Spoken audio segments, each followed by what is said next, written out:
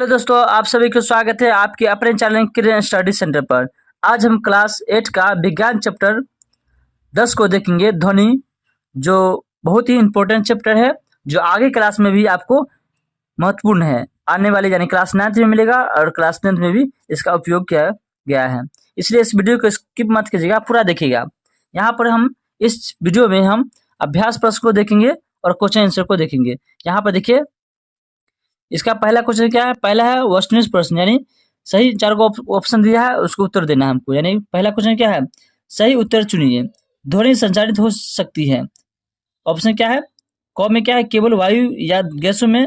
Option B में यानी ख में क्या है? केवल ठोसों से में। ऑप्शन ग में क्या है? केवल द्रव्य में। ऑप्शन घ में क्या है? ठोसों, द्रव्यों तथा गैस में। तो इसका सही आंसर क्या होगा? यानी ध्वनि कहाँ कहाँ चल सकती है, संचारित हो सकती है? तो ठोस, द्रव्य, गैस तीनों में हो सकता है। तो इसका आंसर क्या होगा? घ नंबर होगा इसका आंसर। दूसरा नंबर क्वेश्चन क्या है? निम्न में से किस वाक ध्वनि की आवृत्ति न्यूनतम होने की संभावना है? ऑप्शन ए में देखिए, छोटी लड़की की। ऑप्शन बी में क्या है? ऑप्शन ख में क्या है? छोटे लड़की की। ऑप्शन ग में क्या है? पुरुष की। ऑप्शन घ में क्या है? महिला की। तो इसका सही आंसर क्या होगा? इसका सही आंसर होगा ऑप्शन नंबर ख, ये करेक्ट है, यानी पुरुष की। तीसरा नंबर क्वेश्चन देखिए, तीसरा नंबर क्वेश्चन क्या है? निम्नलिखित कथनों में सही कथन के सामने टी तथा गलत कथन के सामने एफ पर निशान लगाइए। यानी जो सही कथन होगा उस पर क्या लगाना है? टी लगाना है। जो गलत कथन है उस पर एफ लगाना है। तो यहाँ पर देखिए, पहला क नंबर में क्या है? क नंबर में है ध्वनि निर्वात में संचारित नहीं हो सकती। तो इसका सही आंसर क्या होगा? इसका सही आंसर होगा यानी ऑप्शन यानी टी होगा, यानी सत्य बोला है, तो यहाँ लिखेंगे टी। ख में क्या है? किसी कंपित वस्तु के प्रति सेकेंड होने वाले दोलन की संख्या को इसका आवर्तकाल कहते हैं। तो ये गलती बोला है, यानी फॉल्स होगा, यानी एफ लिखेंगे। गौरव में क्या है? यदि कंपन का आयाम अधिक है तो ध्वनि मंद होती है। तो ये भी गलती बोल रहा है, क्योंकि मंद अधिक नहीं होगा, मंद नहीं होगा, अधिक होगा। यहाँ पर गलती बोल रहा है, इसलिए लिखेंगे एफ। मानव घन में क्या है? मानव कानों के लिए सभ्यता का प्रास 20 हर्ट्ज से 20,000 हर्ट्ज है। तो ये सत्य बोला है, तो इसका सही क्या लिखेंगे? यहाँ आप लिखेंगे टी लिखेंगे। अंगर में क्या है? कंपन की आवृत्ति जितनी कम होगी तारत्व उतना ही अधिक होगा। तो ये भी गलती बोल रहा है, यानी ये होगा फॉल्स होगा। 4 नंबर क्या है?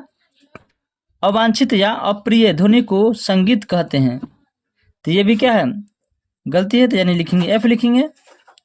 6 नंबर क्या है? ध्वनि प्रदूषण आंशिक श्रवण अशक्तता उत्पन्न कर सकता है। तो ये भी सत्य बोला है, तो ये होगा टी लिखेंगे यहाँ पर।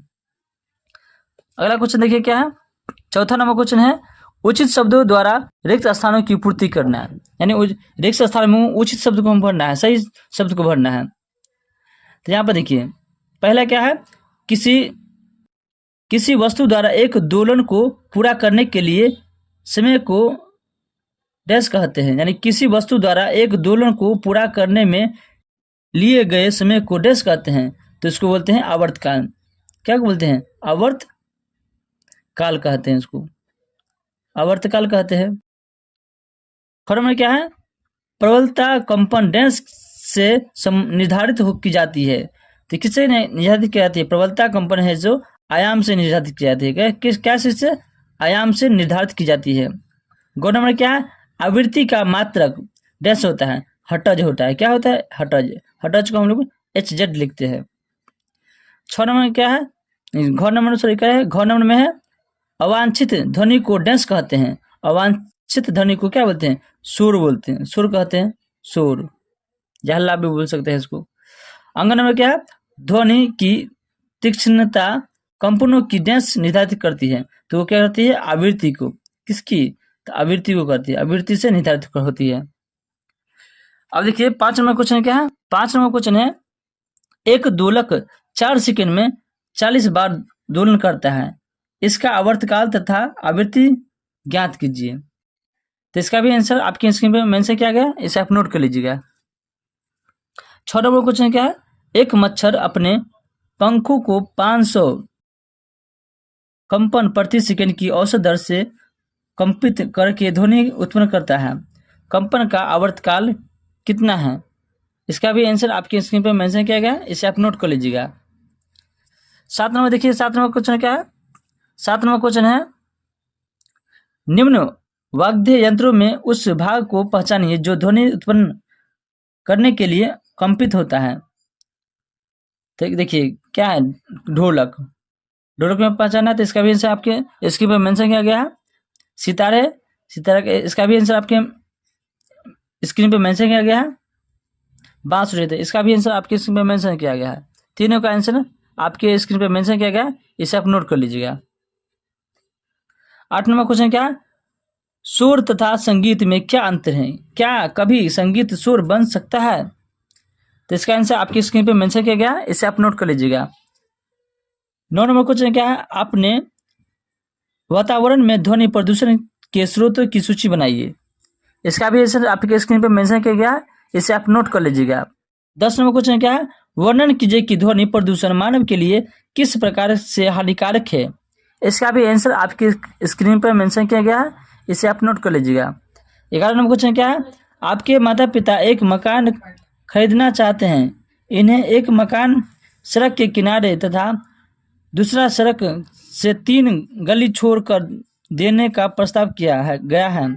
आप अपने माता पिता को कौन सा मकान खरीदने का सुझाव देंगे? अपने उत्तर की व्याख्या कीजिए। इसका आंसर आपकी स्क्रीन पर मेंशन किया गया, इसे आप नोट कर लीजिएगा। 12 नंबर क्वेश्चन क्या है, मानव वाद्य यंत्र का चित्र बनाइए तथा इसके कार्य की अपने शब्दों में व्याख्या कीजिए। इसका भी आंसर आपके स्क्रीन पर मेंशन किया गया, इसे आप नोट कर लीजिएगा। 13 नंबर क्वेश्चन क्या है, आकाश में तड़ित तथा मेघ गर्जन की घटना एक समय पर तथा हमसे समान दूरी पर घटित होती है। हमें तड़ित पहले दिखाई देती है तथा मेघ गर्जन बाद में सुनाई देता है। क्या आप इसकी व्याख्या कर सकते हैं? इसका भी आंसर आपकी स्क्रीन पर मेंशन किया गया, इसे आप नोट कर लीजिएगा। आशा करते हैं यह वीडियो आप पसंद आया होगा आपको। मिलते हैं नेक्स्ट वीडियो में। वीडियो को देखने के लिए आप सभी को धन्यवाद। अगर चैनल पर नए हैं तो चैनल को सब्सक्राइब जरूर कीजिएगा। अगर चाहते हैं हर चैप्टर का सलूशन आपको इस प्रकार मिले तो आप लोग कमेंट में लिख कर जरूर बताइएगा।